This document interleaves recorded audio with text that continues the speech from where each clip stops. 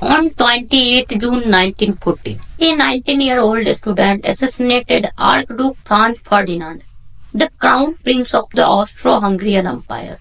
This single event sparked the beginning of a war, a conflict that lasted for 4 years, claimed over 20 million lives, and was fought across numerous countries and continents. Today, we know this war as a World War I. It sounds strange, doesn't it? That a single incident could trigger a global war. But the reality is different. This event was like striking a matchstick in a place soaked with petrol. If the petrol had not been there, the fire would not have been so devastating. Similarly, the assassination was merely the spark. The real reasons lay elsewhere. In this video, we will understand World War I. In the year 1914, the map of Europe looked quite different. At its center was the vast Austro-Hungarian Empire, much larger than today's Austria and Hungary combined. The German Empire was also significantly bigger than modern-day Germany. There was no Poland at that time.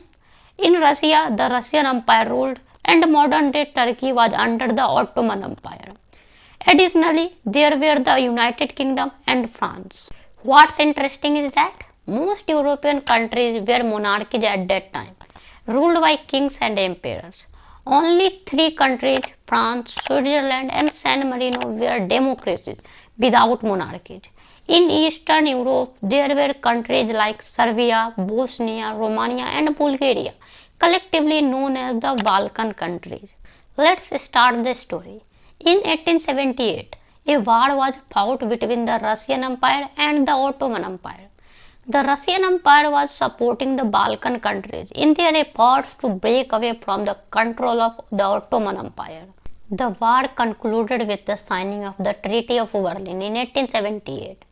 According to this treaty, the Austro-Hungarian Empire was granted the right to temporarily administer the region of Bosnia-Herzegovina, while it officially remained a part of the Ottoman Empire.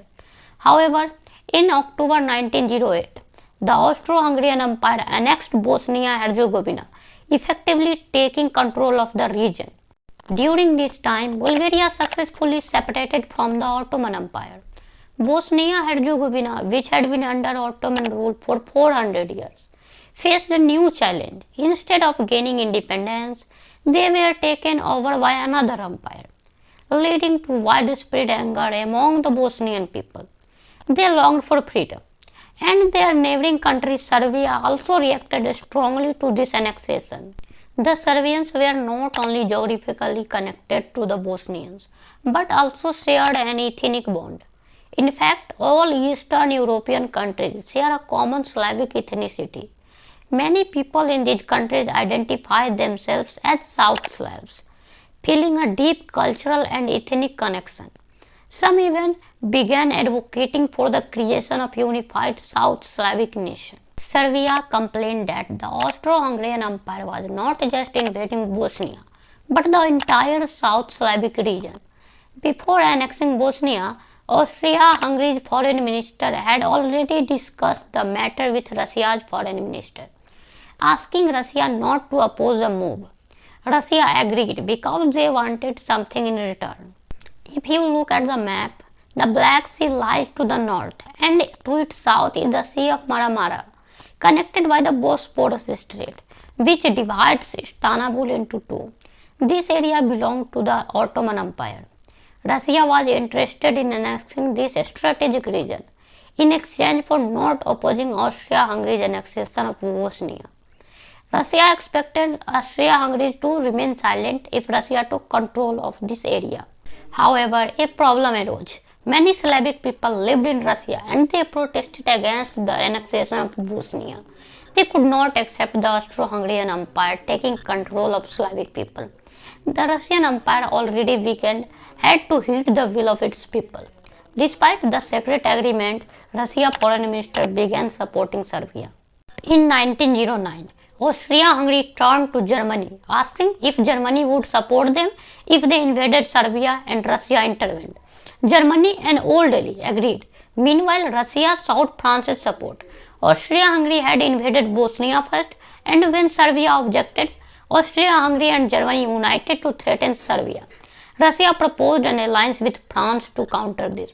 However, France refused, stating that it had no interest in Bosnia. This refusal forced Russia to accept Austria-Hungary's annexation of Bosnia.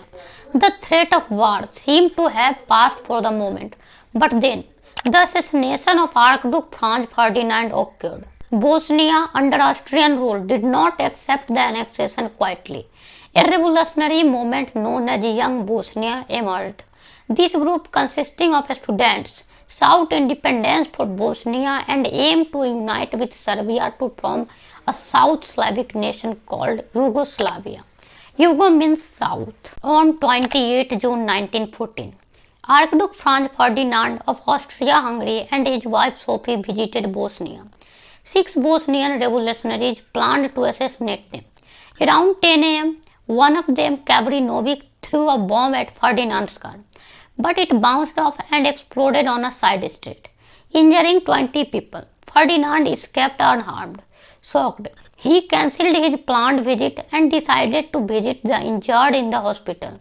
While en route to the hospital, the car took a wrong turn and ended up just 5 feet away from another revolutionary, Gavrilo Princip. A 19-year-old student, Princip fired at the car, killing both Ferdinand and Sophie. He was immediately arrested. Being 2 months shy of 20 years old, he could not receive the death penalty and was instead sentenced to 20 years in prison. During his trial, Princip identified himself as a Yugoslav nationalist who aimed to unite South Slav and free Bosnia from Austrian control. The assassination enraged the Austro-Hungarian Emperor, who declared war on Serbia. Russia saw this an attempt to annex Serbia and stepped in to defend it. Germany, seeing Russia mobilizing against Austria-Hungary, joined to support its ally. This time France aligned with Russia and Serbia, creating a domino effect known as the chain of friendship. Italy, despite its alliance with Austria-Hungary and Germany, refused to join them. The alliance only applied if one of them countries was attacked. But here, Austria-Hungary and Germany were the aggressors.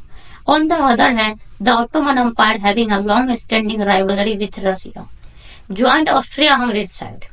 The United Kingdom became involved due to its alliance with Russia and France, known as the Triple Entente. This marked the beginning of a Great War, with countries around the world choosing sides. Later, nations like USA and Japan joined to support Britain and France. British colonies, including India, also contributed soldiers to war effort. Many Indians fought in World War I on behalf of Britain. This is how World War I began, and thus the assassination of Archduke Franz Ferdinand set off a chain reaction that led to World War I, a conflict that reshaped nations and changed history forever. Thank you for watching and stay tuned for more stories that unveil the past